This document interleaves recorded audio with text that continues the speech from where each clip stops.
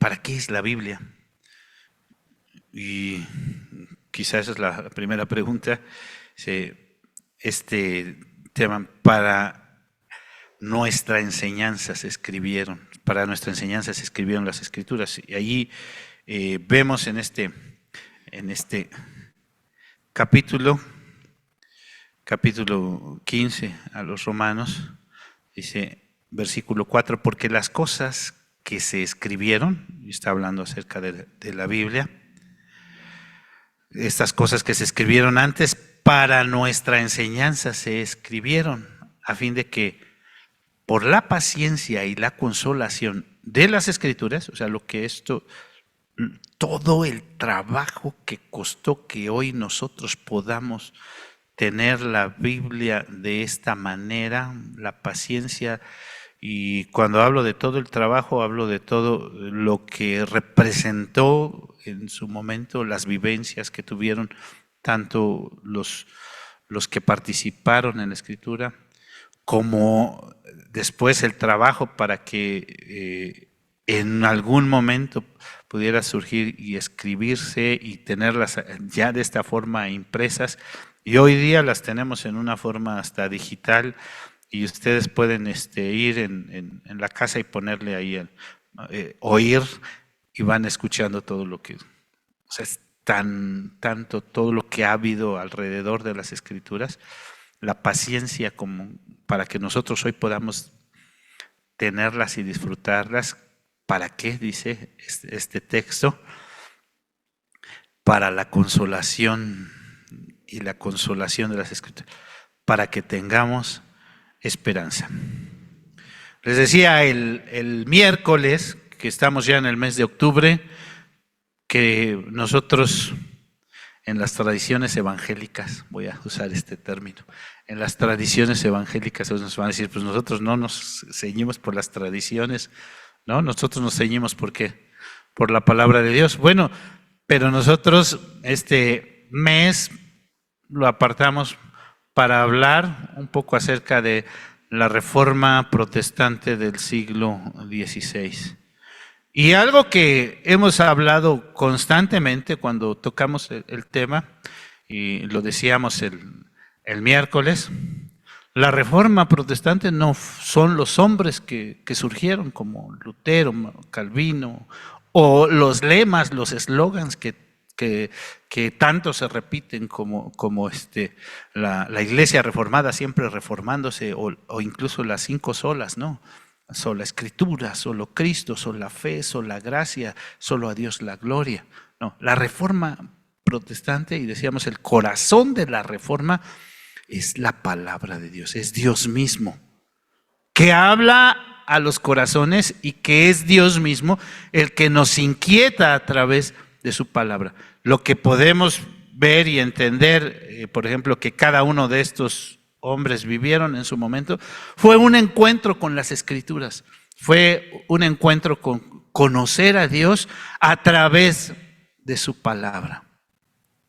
Nosotros conocemos y sabemos de Dios, entendemos un poco de quién es Dios y cómo es Dios, porque hoy tenemos las Escrituras.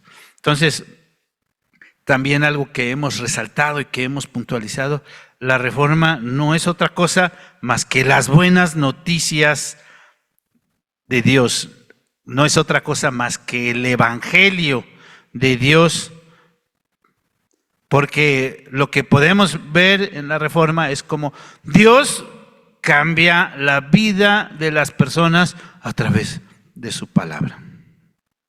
Durante mucho tiempo, durante el oscurantismo, la Iglesia prohibió que las personas pudieran tener acceso a la palabra de Dios.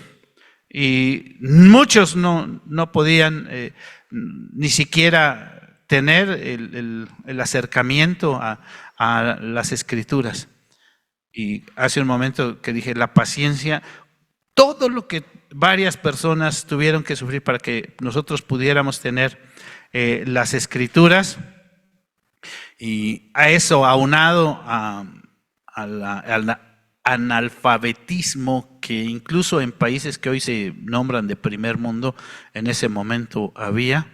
Entonces, el acceso a las Escrituras era algo muy, muy limitado. Muchos no podían tener acceso a las Escrituras. Y lo que vemos en las Escrituras y lo que vemos en la historia es que cuando ha habido lo que nosotros llamamos avivamiento, porque muchos dicen queremos que haya un avivamiento, no ha sido porque hay mucha alabanza, no ha sido eso lo que ha caracterizado los momentos de avivamiento. Recientemente se hablaba de un lugar ahí en Estados Unidos donde tenían meses cantando, pero se ha dicho, eso no es un avivamiento.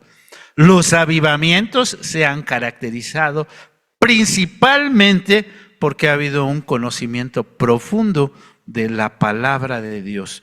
Cuando ha habido un anhelo de conocer a Dios más a través de las Escrituras, y cuando eso, el ir entendiendo y sabiendo cómo es Dios y qué es lo que Dios pide de mí, eso va cambiando mi vida y va cambiando la vida de la comunidad a mi alrededor.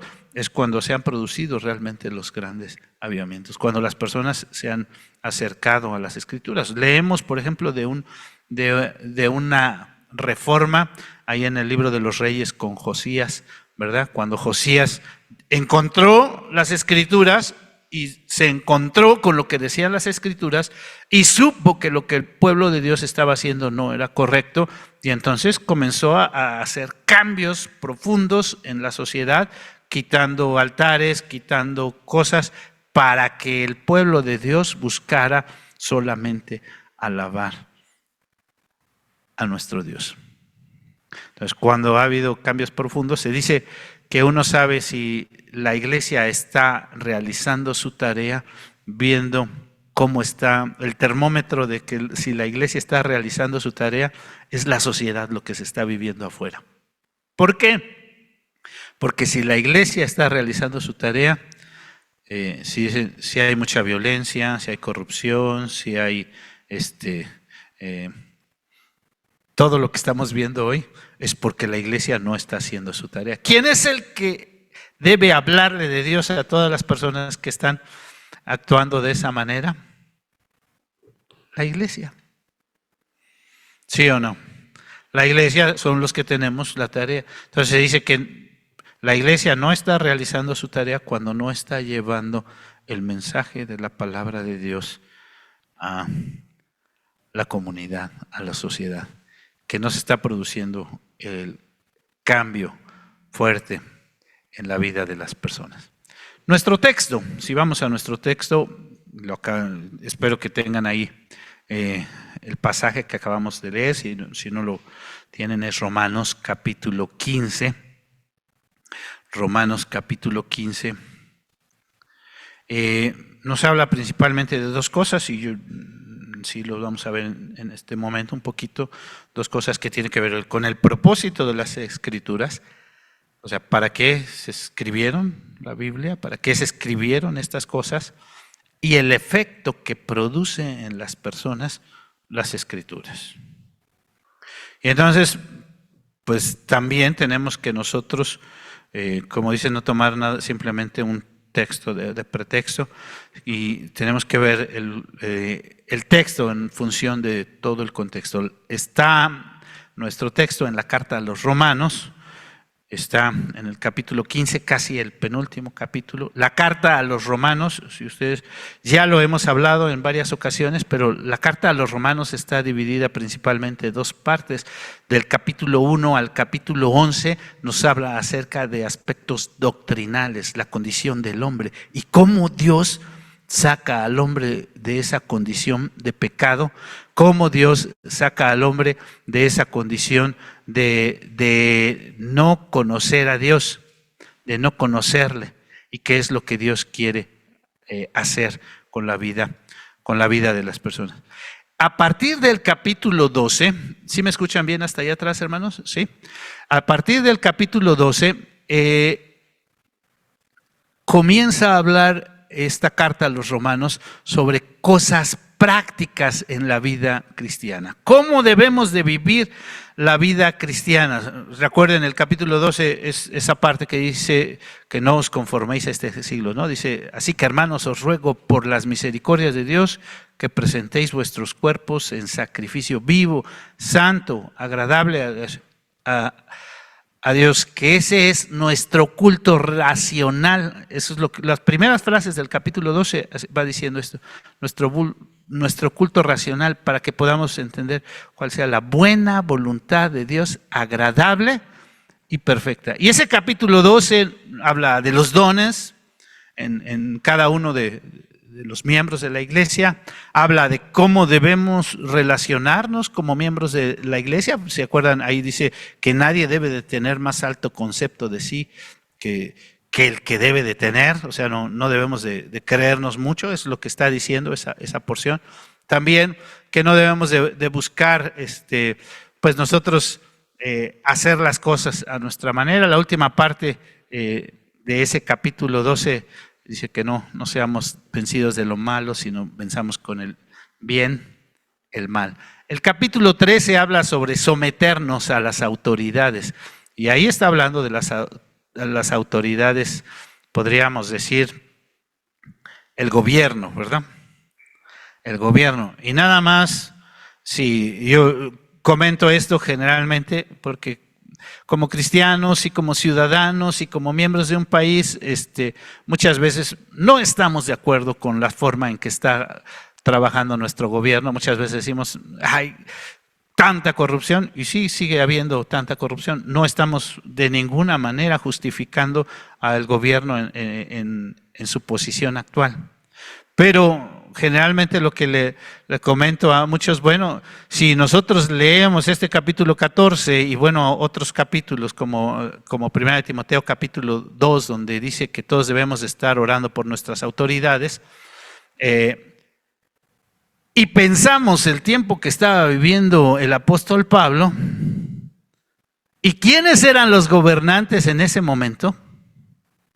Tanto los gobernantes de primer nivel, un Nerón, que se dice que Nerón fue el que mandó a ejecutar el apóstol Pablo, y pensamos en un Herodes, en un Pilato, y que al estudiar un poco sobre estos personajes nos damos cuenta que no eran finísimas personas como nosotros podríamos pensar.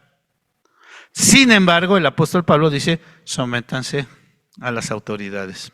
¿Sí dice así el capítulo 13? Dice que debemos de someternos a las autoridades, ¿no? Después, el capítulo 14 comienza, podríamos decir, si se fijan, tiene subtítulo, y ese subtítulo sigue hasta el capítulo 15. Comienza, y el subtítulo que le pusieron al capítulo 14 es los débiles en la fe. ¿Cómo le pusieron? Sí. Los débiles en la fe. Entonces está hablando sobre la relación que debe de haber entre los hermanos dentro de la iglesia, sobre todo cuando se trata sobre algunos temas, algunas veces prácticos, a veces doctrinales dentro de la iglesia. El tema que toca ahí el apóstol Pablo en el capítulo 14 es sobre que algunos decían de cosas que no se deben de comer y días que se deben de guardar, ¿no? Porque algunos de los judíos dicen, ¡ay, no, esto no se debe de comer! Y algunos de los judíos, tienes que guardar el Shabbat. Tienes que guardar tal día. Entonces el apóstol Pablo está hablando sobre los débiles y los fuertes en la fe. Y en nuestro capítulo 15, si les digo que el tema continúa, porque inicia diciendo, fíjense, viene hablando sobre eso, los débiles y los fuertes en la fe, cómo es que debemos de tratarnos como cristianos. Si tú sientes que eres fuerte en la fe, entonces demuéstralo. ¿Cómo? Pues sujetándonos a la palabra de Dios, buscando agradar a Dios en las cosas. Dice, así que los que somos fuertes debemos soportar las flaquezas de los débiles y no agradarnos a nosotros mismos. Así que los que somos fuertes soportemos, ¿qué? Las flaquezas. Si se fijan en el capítulo anterior, en el 14, ahí está hablando un poquito sobre esto, el versículo 13, dice, así que ya no juzguemos más los unos a los otros, sino más bien decidid, no poner tropiezo u ocasión de caer al hermano. O sea, ya tú te sientes muy fuerte, pues bueno, no andes, ¿qué? Juzgando. Y luego en ese mismo capítulo, versículo 19, dice, así que, si se fijan, o sea, si tú eres fuerte en la fe, así que sigamos lo que contribuye a la paz y a la mutua edificación. No destruyas la obra de Dios, es decir, no, o sea, tú ves que tu hermano anda mal y está haciendo cosas mal y eso, y tú eres muy fuerte en la fe, pues no destruyas la obra que Dios está haciendo en tu hermano, ¿no? Por causa de la comida, todas las cosas a la verdad son limpias. Bueno, me voy hasta el versículo 21. Bueno es no comer carne, ni beber vino, ni nada que a tu hermano, ¿qué? Ni nada en que tu hermano tropiece o se ofenda o se debilita. ¿Tienes fe? ¿Tú tienes fe? Tenla para contigo delante de Dios. Bienaventurado, ese texto me gusta mucho. Bienaventurado el que no se condena a sí mismo en lo que aprueba. Yo ya soy libre, yo ya soy cristiano y ya puedo hacer lo que quiera. No, bienaventurado aquel que no se condena en lo que aprueba. Porque hay cosas que de repente nosotros decimos, pues ya tengo libertad para hacer lo que quiera, y pues Dios nos está diciendo, cuidado, todo me es lícito, pero no todo me conviene. Todo me es lícito, pero no todo me edifica. Entonces así, nuestro capítulo 15, retomamos. Así que los que somos fuertes debemos soportar las flaquezas ¿de quién? De los débiles y no agradarnos a nosotros mismos. Y aquí viene una pregunta. ¿Qué es lo que hace a alguien que sea débil en la fe? ¿Y qué es lo que hace a alguien que sea fuerte en la fe? Porque estamos hablando, fíjense, el tema es las Escrituras. ¿Qué hace a alguien débil en la fe? ¿Y qué hace a alguien fuerte en la fe? Y como ya les dije que las Escrituras, ¿qué piensan? ¿Sí es cierto o no es cierto? Conocer las Escrituras. Vamos a ver un poquito. En el verso 2 dice, el apóstol Pablo da una instrucción. Verso 2. Cada uno de nosotros agrade a su prójimo, que en lo que es bueno, y que agrádenlo para que su prójimo sea edificado, para edificación. Ahí está la instrucción, ¿sí? Pero, ¿de dónde se sacó eso el apóstol? ¿Por qué dice eso el apóstol? A ver, ¿quién le dio autoridad para decir eso? Entonces, fíjense lo interesante, porque ahí está la instrucción, pero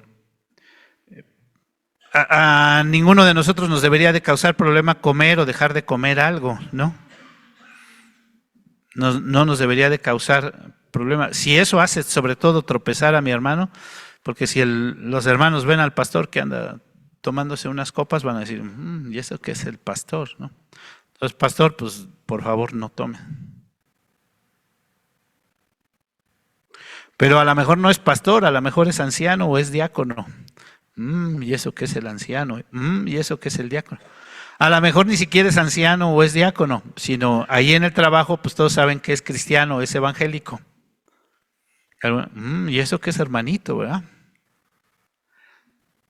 Entonces a veces yo puedo comer o participar, tal vez algunos digan, sí, pues ya somos libres. Pero si eso hace caer a cualquier otra persona, entonces pues no me cuesta. Sí, puedo hacerlo, pero no me cuesta nada también dejar de hacerlo para que mi hermano sea edificado. ¿No? para que no se debilite. Pero ahora vamos a ver de dónde saca el apóstol Pablo esto. Versículo 3, capítulo 15. Porque ni aun Cristo se agradó a sí mismo. Y entonces aquí viene una palabra bastante interesante. Antes bien, la palabra es como está escrito. ¿Sí se fijan qué dice? Como está escrito, los vituperios de los que te vituperaban cayeron sobre mí. El apóstol Pablo y la Biblia en general, el Nuevo Testamento, muchas veces hace referencia al Antiguo Testamento. Algunas veces hace referencia para citar profecías que se cumplieron en el Nuevo Testamento. Sobre todo si vemos los evangelios, vamos a ver la expresión para que la escritura se cumpliese. ¿Sí recuerdan? Como muchas veces se lee la expresión para que la escritura se cumpliese. También leemos algunas ocasiones que dice como dijo el profeta, y señalan aquí, a veces dice el profeta Isaías, el profeta Jeremías, porque está señalando lo que dice la escritura. Pero principalmente en algunas de las cartas, sobre todo las cartas paulinas y las cartas universales, Pedro, Santiago, Juan, citan las escrituras para hacer referencia a cómo debe de conducirse la iglesia. Y es lo que está haciendo aquí el apóstol Pablo. Está diciendo, como dice en la Biblia, como está escrito, nosotros tenemos que cuidar cómo nos conducimos como hermanos los unos con los otros. Y debemos de, si realmente somos fuertes en la fe, hacer lo que dice la palabra de Dios. Y entonces dice, si el mismo Señor Jesucristo, siendo ¿quién? El Rey de Reyes, el Señor de Señores, ¿tenía libertad para hacer lo que quisiera, sí o no? Sí, porque Él es Señor y Él gobierna. Pero dice, el Señor Jesucristo, ¿qué hizo? No se agradó a sí mismo, antes bien, como está escrito, los vituperios. ¿Dónde está escrito? A ver, vamos a checar si está escrito. ¿Dónde está escrito? Salmo 69:9. Bueno, si tu Biblia tiene concordancia o referencias, lo van a ver fácilmente. Salmo 69:9. ¿Cómo dice el Salmo 69:9? Porque me consumió el celo de tu casa y los denuestos de los que te vituperaban cayeron sobre mí. ¿Sí está citando el apóstol Pablo bien la escritura? Sí. ¿Y qué es lo que está diciendo? Ahora, ese pasaje habla de lo que está hablando el apóstol Pablo. Si tú eres celoso por la casa de Dios, si tú dices realmente yo quiero servir a Dios y tú eres fuerte en la fe, tú te dices, yo soy alguien. Como alguien que se presenta en este salmo, me consumió el celo de tu casa. Pero por eso que me consume el celo de tu casa, estoy dispuesto a sufrir. El vituperio que te tocaba a ti, me toca a mí. Cristo, siendo el Señor, no se agradó a sí mismo. Y si tú eres celoso por las cosas de Dios, no se trata de agradarnos a nosotros mismos. Se trata de estar dispuestos a salir adelante. Entonces, el Nuevo Testamento cita constantemente el Antiguo Testamento. En el siglo XVI, cuando se habla de la Reforma, hablamos de las Escrituras, y la Reforma, literalmente, la palabra quiere decir volver a la forma. Y lo que hablábamos es de cómo muchos hombres, al ver, muchos hombres de Dios, Dios se revela a través de las Escrituras, al ver lo que dice la palabra de Dios, ven la necesidad de que todos podamos tener acceso a la palabra de Dios. Y que la iglesia sea no normada, repito, que la iglesia no esté normada, no esté guiada, no esté dirigida por la tradición simplemente o por lo que puedan decir algunas personas, sino que la iglesia esté normada y esté dirigida por la palabra de Dios. Como está escrito, como dice la Escritura, lo que nos enseña la palabra de cómo debe de ser la iglesia. Entonces, los reformadores lo que vieron es, tenemos que volver a la forma de la iglesia, dicen la iglesia primitiva, a algunos no les gusta la palabra. ¿Qué es eso de primitivo? No, la primera iglesia, la iglesia cuando surgió, la iglesia que leemos en el libro de los Hechos y la iglesia a la que estuvieron escribiendo las cartas, personas como el apóstol Pablo, Pedro, Santiago, Judas, algunos de los que estuvieron escribiendo y los que encontramos los escritos. Cada uno de ellos dice, como está escrito, Pedro dice, la roca que los edificadores desecharon. ¿Qué está haciendo Pedro? Citando varios pasajes del Antiguo Testamento que estaban hablando sobre el Señor Jesús. Entonces la reforma del siglo XVI tiene que ver con volver a la forma. Y entonces hoy nosotros tenemos que poner mucha atención porque hoy día la iglesia está sufriendo una situación tremenda de descomposición. Si la sociedad está muy mal, tenemos que decir muchas veces es por responsabilidad de la iglesia, y es que la iglesia está sufriendo una descomposición fuerte. La iglesia católica, pues sí quisiéramos decir nada más la iglesia católica, pero también mucha iglesia evangélica, que se ha apartado de la palabra de Dios. Ayer tenía la oportunidad, bueno, ustedes conocieron al hermano Mata, ayer estuvimos platicando, tuvimos una de estas reuniones le llamamos consiervos y amigos, y estábamos hablando sobre la situación fuerte que está viviendo en Estados Unidos las iglesias evangélicas, y él nos decía, pues es triste ver como muchas iglesias evangélicas hoy día se han apartado de la palabra de Dios. Y dice, toda la denominación metodista en Estados Unidos está ahorita completamente corrompida. Todos se han apartado hacia la ideología de género. Y dice, quisiera decir que los presbiterianos no, pero la iglesia presbiteriana también en Estados Unidos está dividida, porque muchos se han apartado hacia la ideología de género. Y por ahí dicen cuando ves las barbas de, ¿cómo dicen? Las barbas de tu vecino cortar, ¿qué? Pon las tuyas a remojar. Nosotros tenemos que estar atentos a lo que dice la palabra de Dios y nosotros tenemos que estar diciendo, bueno, esto es lo que dice la palabra de Dios. Esto es lo que nos enseñan las Escrituras. Y decía este hermano, dice, es increíble ver cómo algunos pastores que algunos decían, pues este hermano, o ver algunos iglesias que decían, esta iglesia es muy grande y es muy fuerte doctrinalmente, dice hoy completamente distorsionados de la palabra de Dios. Hoy nosotros tenemos la tarea de apegarnos. ¿Por qué? ¿Para qué están las Escrituras? Volver ¿a qué? A la iglesia primitiva. Esa es nuestra tarea. La Reforma Protestante por eso se caracterizó.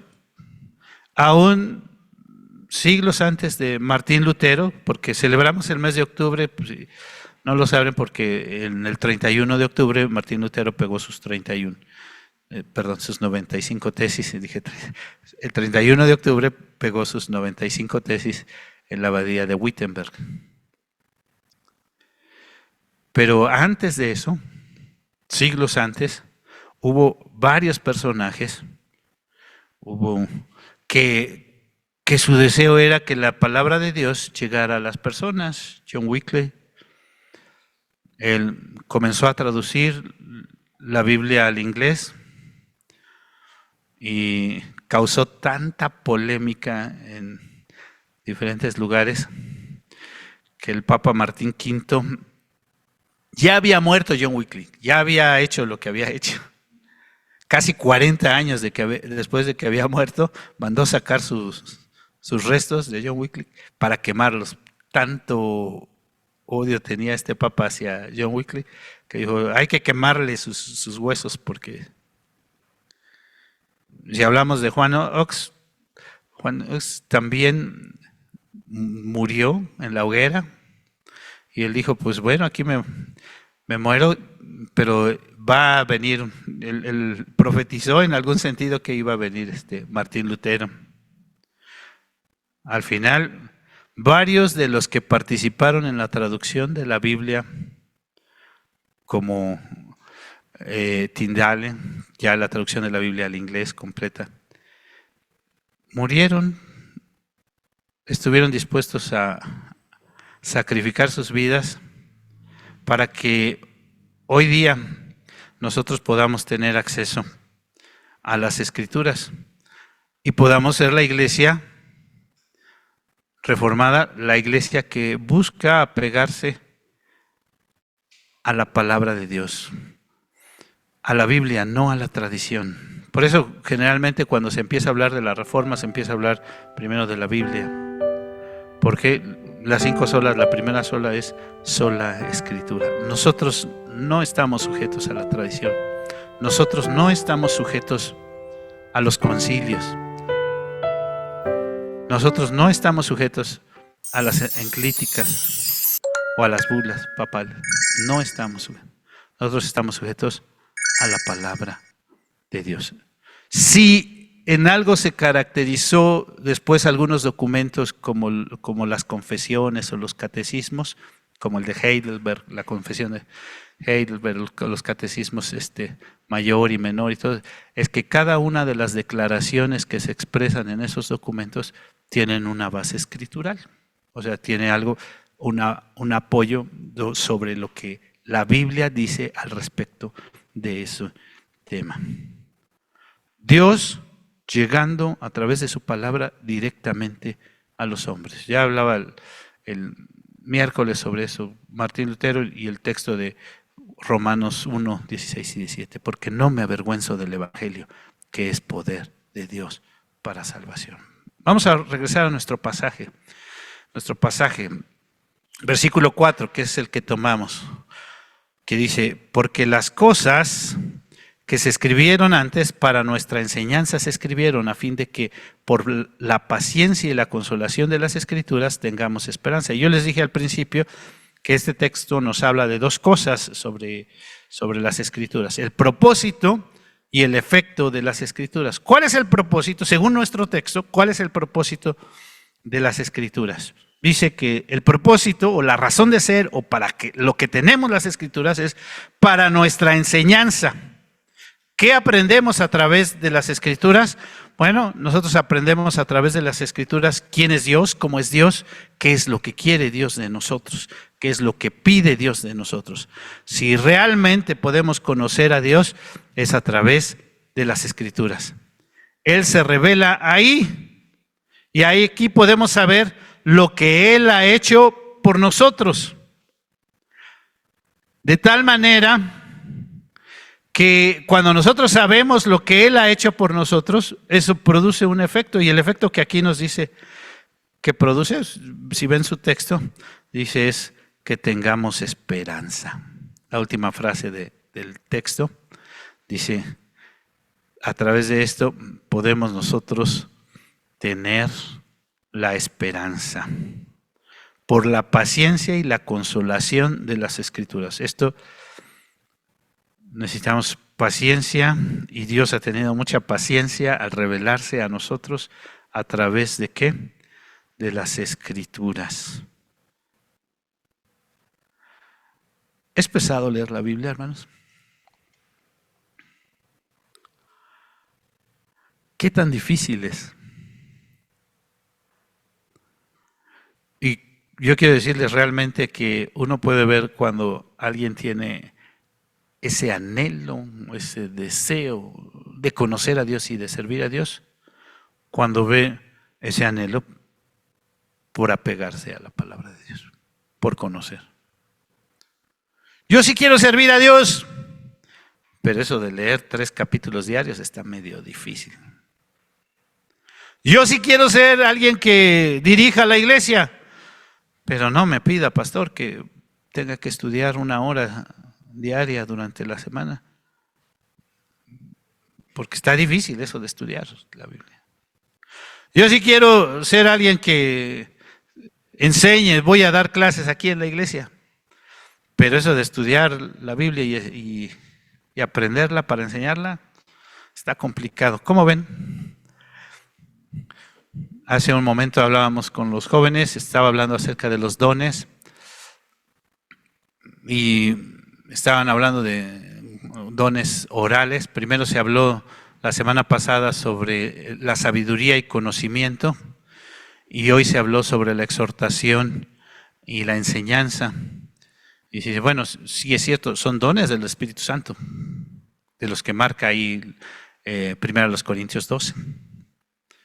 Y hay alguien que tiene ese don, pero en específico o también en un sentido general, la iglesia tiene esa responsabilidad de adquirir conocimiento, tener sabiduría, exhortar y enseñar. Si somos discípulos y tenemos que discipular, que fue el mandato que el Señor le dio a sus discípulos, ¿no? ¿Sí se acuerdan? Ir por todo el mundo, ¿qué? Y hacer discípulos, ¿no? Bautizándolos. Si somos discípulos y tenemos que discipular, pues para discipular tenemos que estudiar, tenemos que tener conocimiento y tenemos que enseñar.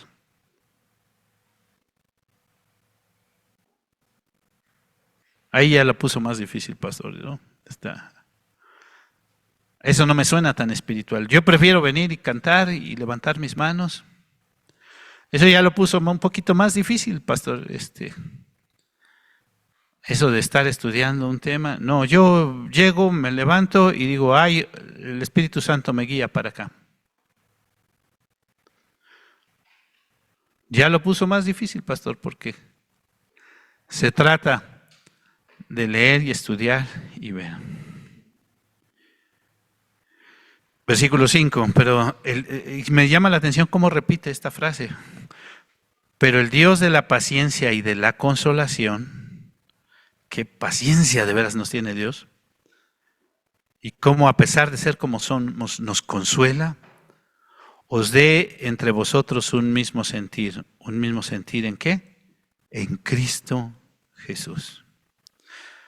O sea, todo está a través de la obra de Cristo Jesús. Pero si no entendemos lo que Él ha hecho, Dios, que es muy paciente, esté obrando esto para que nosotros podamos entender a través de su palabra la obra de Cristo Jesús, para que podamos compartirla, para que podamos expresarla, para que podamos deleitarnos en ella, para que nosotros mismos recibamos consolación, para que nosotros mismos podamos consolar a otros, para que nosotros mismos como iglesia cumplamos con la tarea que Dios nos ha dado. Y las Escrituras, nada más en este pequeño pasaje, revelan un gran papel que tienen y una gran responsabilidad que nosotros tenemos de conocerlas, de saber de ellas. Queremos ser la iglesia del libro de los Hechos, porque a veces decimos, ¿y por qué no hay un avivamiento en nuestra iglesia? ¿Y por qué nosotros no crecemos y no nos desarrollamos? Bueno, tenemos que empezar por venir a las Escrituras, deleitarnos en las Escrituras, conocer más de las Escrituras, vivir más las Escrituras, hacer lo que las Escrituras nos piden. Para que, dice este pasaje, según Cristo, ¿verdad? Para que tengamos esta esperanza, esta confianza, según la obra redentora de Cristo Jesús. Versículo 6, y con esto estamos ya concluyendo. Para que unánimes, a una voz, fíjense, está hablando de los fuertes y de los débiles, de los que se creen que sí saben más y de los que no saben más, pero todos los fuertes y los débiles, dice, unánimes, a una voz, glorifiquéis a Dios y Padre de nuestro Señor Jesucristo. Todos le sirvamos, le honremos, le glorifiquemos, cuando a través de su palabra vemos, entendemos y hacemos lo que Dios nos pide, actuamos. La invitación en esta hora, la invitación tiene que ver, sí, con la palabra de Dios. Y yo quisiera en esta hora hacerte reflexionar, porque está la pregunta que muchos hacen sobre la salvación. ¿Y cómo sé que soy salvo? A lo mejor tú te sientes muy seguro de tu salvación. ¿Cómo sé que soy salvo? Y hay algunos exámenes que tenemos que nosotros comenzar a hacer en nuestra vida. El primero es, ¿me deleito en la comunión con Dios? ¿O me cuesta mucho trabajo? Dice la palabra de Dios que el Espíritu Santo es el que nos mueve, ¿Eres salvo? ¿Te deleitas? Otra forma también, otro examen que puede ser. Cosas que tú antes hacías, y piensa, hace 2, 3 años, 3, 4 años, 5 años, 10 años. ¿Cuánto llevas en el Evangelio? ¿Las has dejado de hacer? ¿O todavía las sigues haciendo? Porque si, a pesar de que ahora tú sabes las Escrituras y conoces un poco de la palabra de Dios, tú sigues haciendo esas cosas, tienes que reflexionar y decir, pues a lo mejor no soy salvo, porque el Espíritu Santo no me está inquietando a dejar de hacer o a dejar de tener esas prácticas. Cosas que tengo que dejar de hacer, cosas que antes pensaba que no iba a hacer, yo eso ni se me ocurría, cómo yo iba a estar predicando, cómo yo iba a estar leyendo, cómo es que yo iba a estar asistiendo a la iglesia, cosas que antes no hacía, ahora las estás haciendo. Entonces, reflexionemos, sí, está bien, la palabra de Dios. Y reflexionemos, ¿realmente soy salvo? El Espíritu Santo me da testimonio de mi salvación y hay cosas que he estado cambiando, mi forma de hablar, mi forma de lo que veo, lo que hago, mi forma de vestir, todo para glorificar a Dios.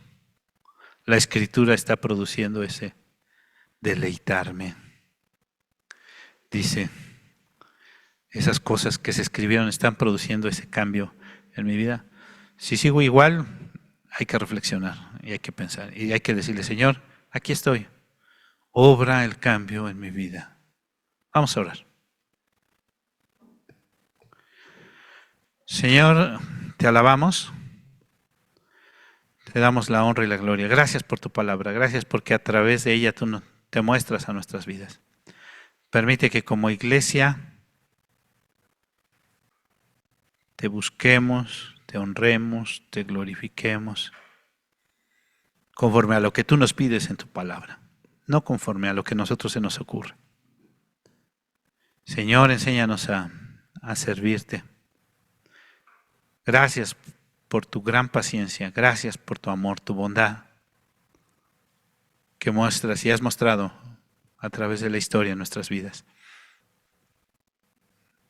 Obra, Señor, en nuestras vidas, en nuestros corazones. Te alabamos, te damos la honra y la gloria. Te suplicamos, Señor, que tu Espíritu Santo sea el que nos inquiete a buscarte, a servirte, a honrarte. Pues te lo pedimos en el precioso nombre de Cristo Jesús, nuestro Señor, nuestro Salvador. Amén. Amén.